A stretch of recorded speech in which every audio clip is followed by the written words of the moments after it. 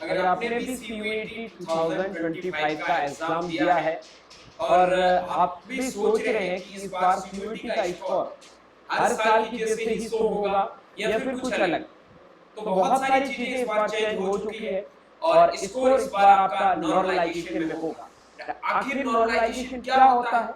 जो नए बच्चे इस बार सीयूईटी में इनरोल किए हैं इनको अभी आइडिया नहीं है कि नॉर्मलाइजेशन क्या होता है। सीयूईटी का स्कोर है वो परसेंटाइल में शो होगा, मतलब जो 250 250 250 750 में स्कोर नहीं आएगा।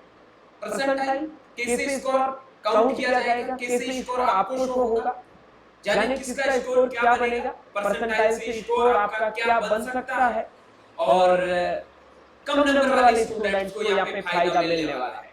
वेल, कैसे कम नंबर वाले स्टूडेंट्स को सीयूईटी के अंदर फायदा मिलने वाला है, तमाम प्रकार की चीजों के बारे में वीडियो में चर्चा करने वाला है। So hello everyone, welcome back on your YouTube channel agri capital.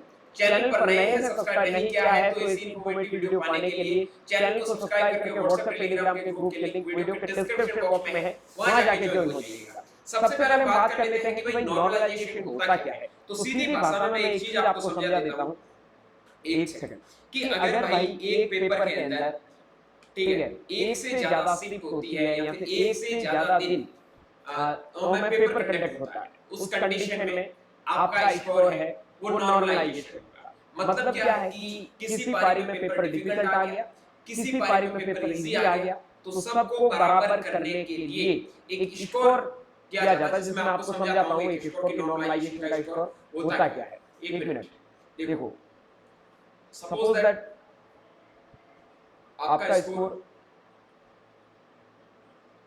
यार ये क्या हो रहा है, चलिए, आपका स्कोर था भाई 250 250 और 250, तीन सब्जेक्ट थे और टोटल मिला के 750 था। आपका पेपर हुआ था 16 तारीख को, ठीक है। 16 में आपके 750 में से नंबर आए थे 600, आपका पेपर मॉडरेट था। 17 तारीख को जो पेपर आया था उसमें, मतलब जो पेपर हुआ था 17 तारीख को, उसमें बच्चे के नंबर आ रहे हैं 500 नंबर, ठीक है। और जो पेपर 18 तारीख को हुआ है उनमें बच्चों के नंबर आ रहे हैं 400 नंबर, ठीक है।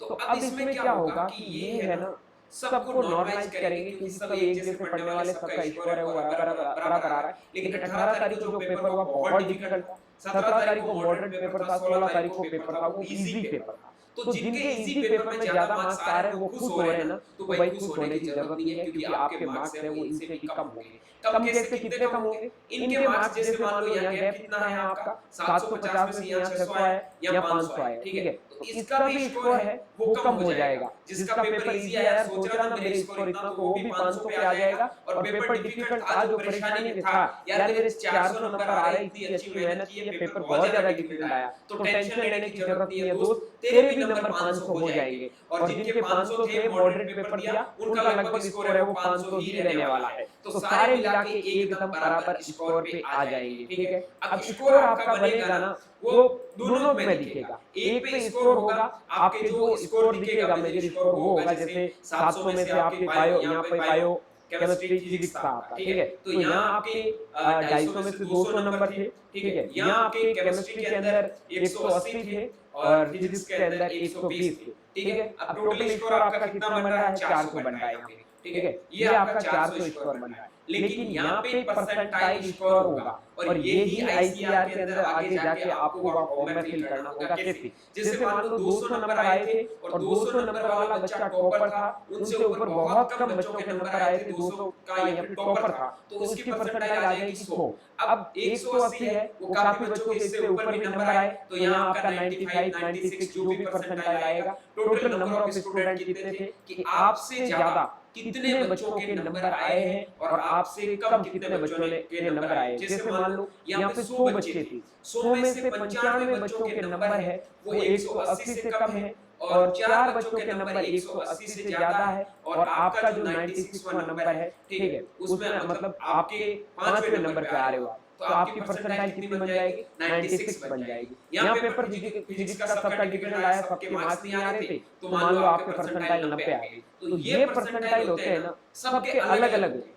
जैसे पीसीएम का जो बच्चा होगा, फिजिक्स केमिस्ट्री मैथ्स जिन्होंने पेपर दिया, उनका परसेंटाइल अलग बनेगा। जो बच्चा एग्रीकल्चर बायोलॉजी और केमिस्ट्री से था, उनका परसेंटाइल अलग बनेगा। एक मेरी बात को समझना, यहाँ पे मैं अच्छे से समझाता हूँ आपको कि जैसे मान लो यहाँ पे स्कोर आएगा, ठीक है, यहाँ तीनों ग्रुप के बच्चों को मैं कंपेयर करके बताता हूँ कि यहाँ पे एक एग्रीकल्चर का बच्चा है, यहाँ पे पीसीबी ग्रुप का बच्चा है, और यहाँ पे ये जो बच्चा है वो है पीसीएम ग्रुप का। ठीक है भाई, पीसीएम ग्रुप का। एग्रीकल्चर वाले बच्चे का यहाँ स्कोर होगा एग्रीकल्चर का, या बायोलॉजी और यहाँ आपका केमिस्ट्री का। ठीक है, तो इसके एग्रीकल्चर के अंदर नंबर आ रहे हैं भाई 200, बायो के नंबर आ रहे हैं इसके 200, और केमिस्ट्री के नंबर आ रहे हैं इसके 180। तो इसके टोटल मिला के नंबर हो रहे हैं 580।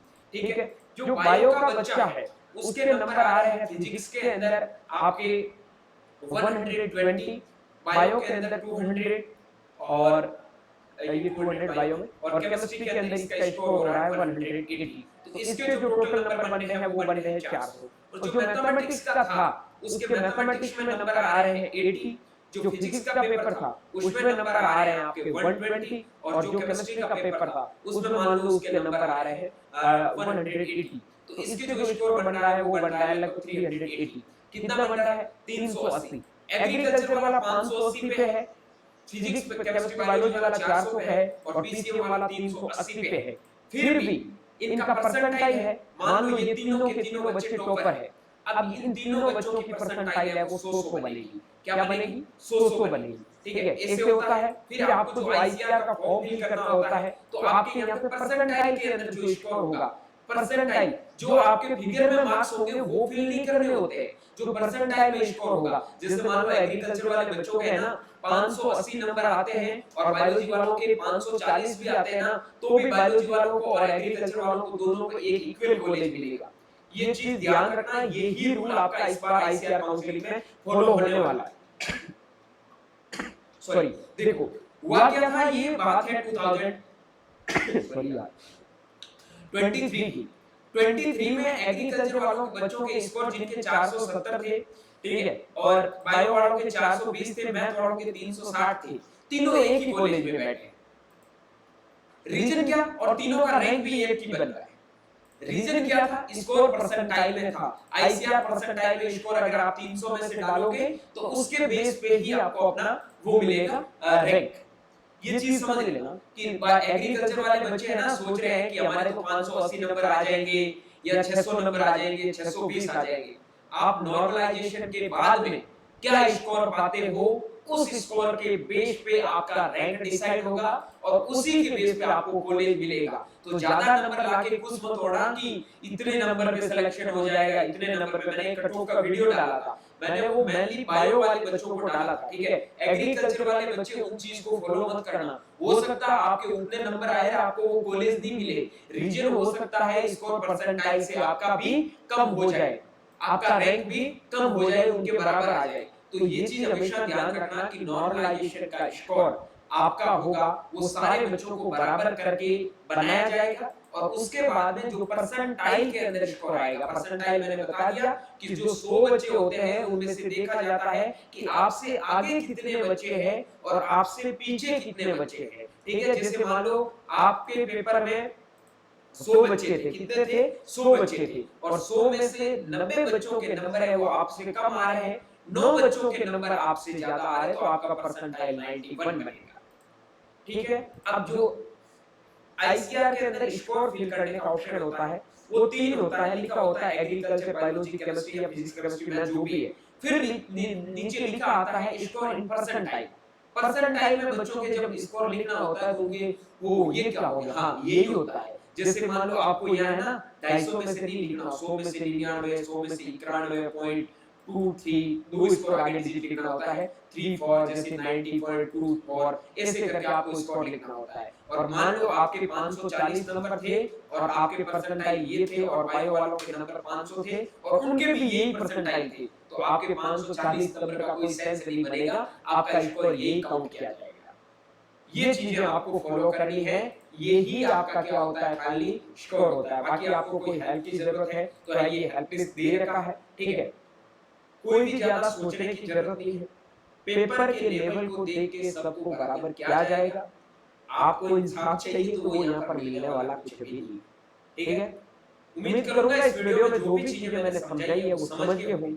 इसके अलावा और भी आपके कोई छोटे बड़े डाउट है, प्रॉब्लम क्वेरी चल रही है, आपके लिए कमेंट सेक्शन ओपन है। बाकी हमने मेंटरशिप स्टार्ट कर रखा है, जिन बच्चों को अच्छे कॉलेज की जरूरत है तो आप व्हाट्सएप मैसेज करके मेंटरशिप में जुड़ सकते हैं। काफी बच्चों का डाउट ये रहता है सर मेंटरशिप पहले ज्वाइन करें या बाद में ज्वाइन करें। जब आपका मन है तब ज्वाइन कर सकते हो, पहले ज्वाइन करोगे तो आपको एक्स्ट्रा चीजें सीखने को मिलेगी। ओके, बाकी मिलता हूँ जल्दी एक नई वीडियो और अपडेट के साथ में। किसी भी वीडियो की जरूरत है तो आप कमेंट में जरूर बताना, मैं उस चीज के ऊपर वीडियो बना के आपको सारी चीजें है वो समझा दूंगा। Bye bye, take care, good luck.